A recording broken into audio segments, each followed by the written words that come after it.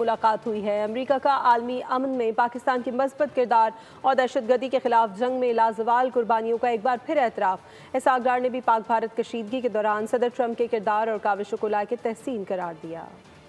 नायब वजीर आजम इसहाक डार का दौरा अमरीका, वाशिंगटन में सेक्रेटरी खारजा मार्को रूबियो से मुलाकात।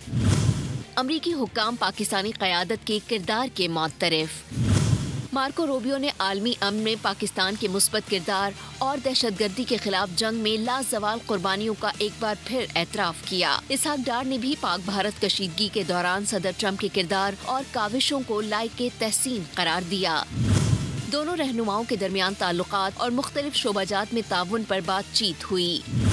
दो तरफा तिजारती और इक़्तिसादी रवाबित के फ़रोग़, सरमायाकारी और दीगर शोबाजात में ताउन पर भी गुफ्तगू की गई। इसहाक डार ने कहा कि पाकिस्तान अमरीका ताल्लुकात में मजीद वुसअत और इस्तेहकाम के ख्वाहां हैं। दोनों रहनुमाओं ने दो तरफा ताल्लुकात के फरोग के लिए मिलकर काम करने के अज़्म का इयादा किया। मार्शल सैयद आसिम मुनीर ने अवामी जमहूरिया चीन में अहम फौजी और सियासी क़यादत से मुलाकातें की हैं। बातचीत में पाक चीन स्ट्रेटेजिक शराकत दारी, मुआशी ताल्लुकात और दिफाई ताउन पर तबादला ख्याल किया गया। इलाकाई और आलमी सियासी मंजरनामे की तब्दीली और सी पैक के तहत राबिता कारी के इक़दामात पर भी गौर किया गया। पाक चीन सियासी और अस्करी ताल्लुकात नई बुलंदियों पर। फील्ड मार्शल सैयद आसिम मुनीर का अहम दौरा चीन। ISPR के मुताबिक आर्मी चीफ ने चीन के नायब सदर हॉन सिंह और वज़ीर ख़ारजा वांग यी से मुलाकातें की। बातचीत में इलाकाई और आलमी सियासी मंजरनामे पर गौर किया गया। पाक चीन क़यादत ने दो तरफा ताल्लुकात की गहराई पर इत्मीनान का इजहार किया। फील्ड मार्शल आसिम मुनीर ने चीन के सेंट्रल मिलिट्री कमीशन के नायब चेयरमैन जनरल जोंग यूशिया, PLA के पॉलिटिकल कमिश्नर जनरल चिन हुई और chief of staff lieutenant general काई साई जोन से भी मुलाकातें की। पीपल्स लिबरेशन आर्मी के हेडक्वार्टर्स पहुंचने पर फील्ड मार्शल सैयद आसिम मुनीर का पुरतपाक इस्तकबाल किया गया। उन्हें गार्ड ऑफ ऑनर पेश किया गया। जनरल चिन हुई और फील्ड मार्शल के दरमियान मुलाकात में दिफाई और सलामती ताउन पर जामे तबादला ख्याल किया गया। मुलाकात में मुश्तरका तरबियत, दिफाई जदीदियत, इदारा जाती रवाबित और हाइब्रिड सरहद पार खतरात से निमटने के लिए ऑपरेशनल हम आहंगी बढ़ाने पर जोर दिया गया। चीनी क़यादत ने पाक अफवाज के किरदार को जनूबी एशिया में अमन व इस्तेहकाम की अलामत करार दिया। हुकूमत को तहरीक इंसाफ के एहतजाज से कोई खौफ नहीं। बानी के बेटे पाकिस्तान आना चाहे तो वेलकम। बरतानिया के शहरियों पर पाकिस्तान आने पर कोई पाबंदी नहीं। मुज़ाकरात के लिए छत पर खड़े होकर आवाज़ नहीं लगा सकते। दरवाजे खुले हैं, जिसने बात करनी है करे। नून लीग के सेनेटर इरफान सिद्दीकी का बोल्ड रिपोर्ट्स विद बतूल राजपूत में इंटरव्यू। कहा, ऑपरेशन से मुतालिक अली अमीन गंडापुर का बयान गैर संजीदा है। किसी सूबे के सरबरा को ऐसा बयान नहीं देना चाहिए। अली अमीन गंडापुर के हिमायती तालिबान को भत्ते देते हैं। नवाज शरीफ ने भी जेल काटी लेकिन कभी शिकायत नहीं की। बानी PTI जितनी सहूलतें किसी कैदी को हासिल नहीं।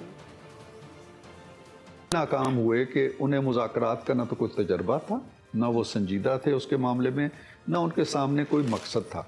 मामला ये है कि वो सिर्फ एक नज़रिया रखते हैं कि जी खान साहब को बाहर निकाल। हमारे दरवाजे तो आज भी खुले हैं। हम तो नहीं कहते हैं कि जी वो एक इवेंट हुआ और ख़त्म हो गया। वो आना चाहें अब भी आए, मोस्ट वेलकम। उनको जितनी सहूलतें मिली हुई, मेरी यादाश्त के मुताबिक पाकिस्तान की तारीख के अंदर किसी कैदी को नहीं मिली, ना और किसी कैदी को मिली हुई है। अगर किसी को मिली उसने तकाजा नहीं किया, अगर किसी को नहीं मिली उसने रोना नहीं रोया कि मुझे क्यों नहीं मिल रही।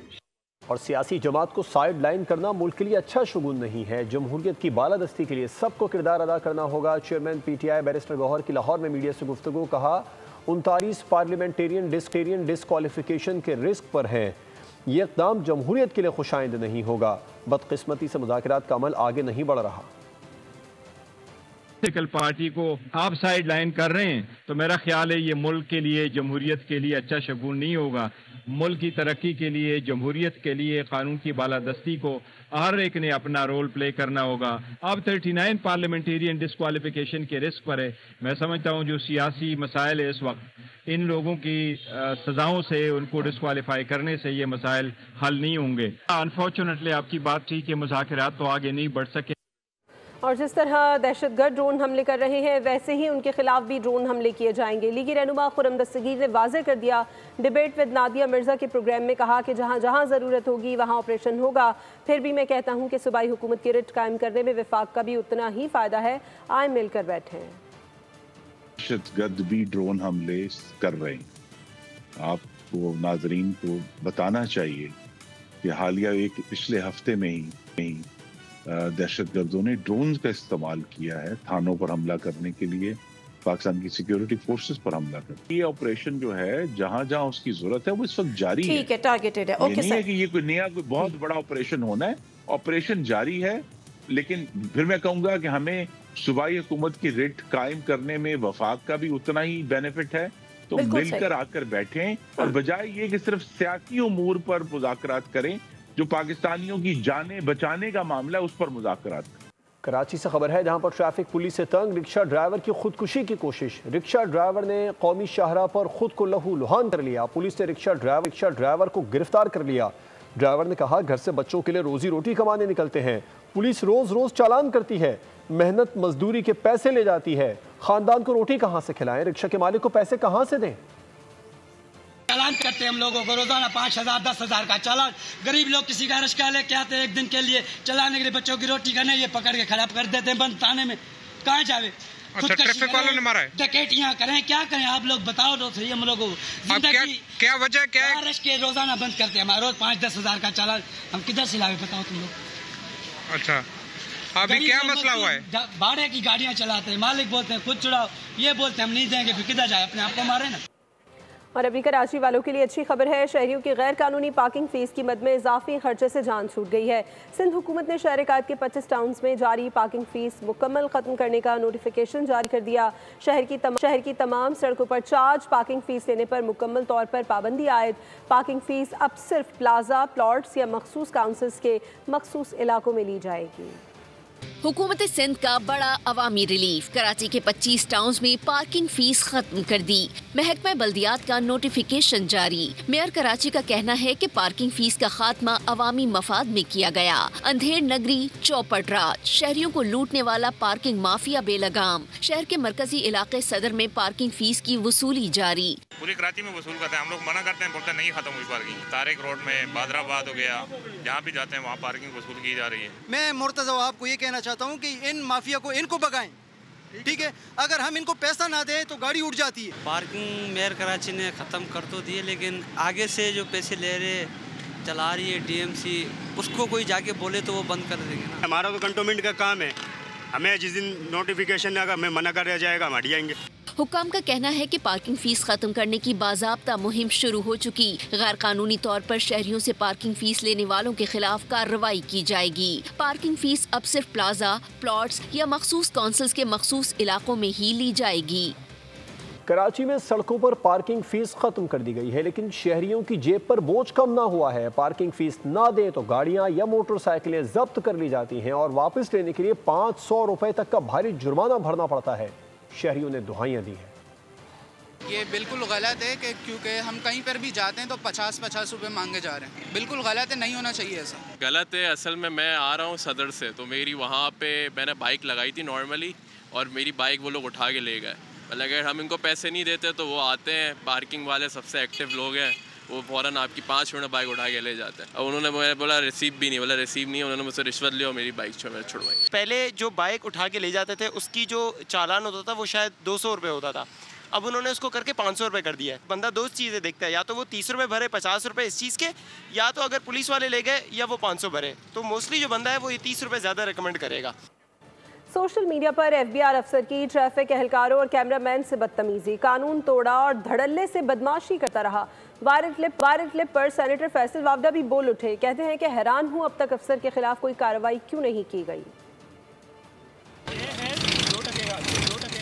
काले शीशे, बगैर नंबर प्लेट, FBR अफसर है या किसी मुल्क का बादशाह? नहीं तो आप कैमरा छीनेंगे।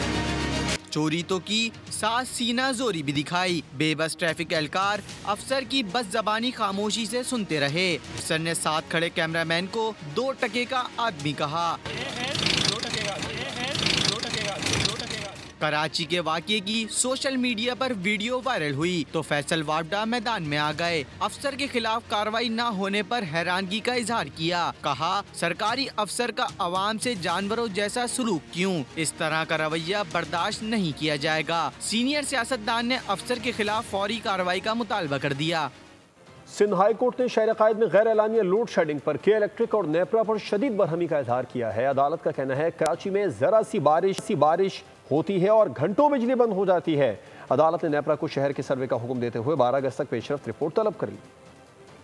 कराची में बिजली नहीं अंधेर नगरी है। बारिश हो तो समझे बिजली छुट्टी पर चली गई। सिंध हाई कोर्ट ने के इलेक्ट्रिक और नेपरा को झंझोड़ डाला। सिंध हाई कोर्ट में जमात इस्लामी की जानिब से कराची में गैर एलानिया लोड शेडिंग के खिलाफ दरखास्त की समाअत। जस्टिस फैसल कमाल आलम ने सवाल किया कि 2025 में भी बारिश की बूंद पड़ते ही अंधेरा क्यों हो जाता है, ये कौन सी तरक्की है। के इलेक्ट्रिक से सवाल किया, प्राइवेटाइजेशन के बाद कौन सी तरक्की हुई, सिर्फ बिल बढ़ाया या बिजली भी दी। नेपरा ने रिवायती दिफा पेश किया, कहा के इलेक्ट्रिक को शोकॉज नोटिस भी दिए, 2 करोड़ रुपए का जुर्माना भी कर दिया। अदालत ने तंज किया कि इस जुर्माने से क्या लोड शेडिंग का मसला हल हो गया। शहर में 12 से 18 घंटे की लोड शेडिंग पर नेपरा क्या कर रहा है, वफाकी हुकूमत की क्या पॉलिसी है। जस्टिस हसन अकबर ने के इलेक्ट्रिक की पुरानी कहानी याद दिलाई। कहा 2020 में CEO ने कहा था कराची लोड शेडिंग फ्री है, अब 2025 में तो अंधेरा ही अंधेरा है। अदालत ने हुक्म दिया कि नेपरा अपनी टीम भेजे, पूरे शहर का सर्वे कराए। के इलेक्ट्रिक और नेपरा 12 अगस्त को 1 अगस्त तक जमात इस्लामी की नेपरा में जमा करवाई गई शिकायत का फैसला किया जाए।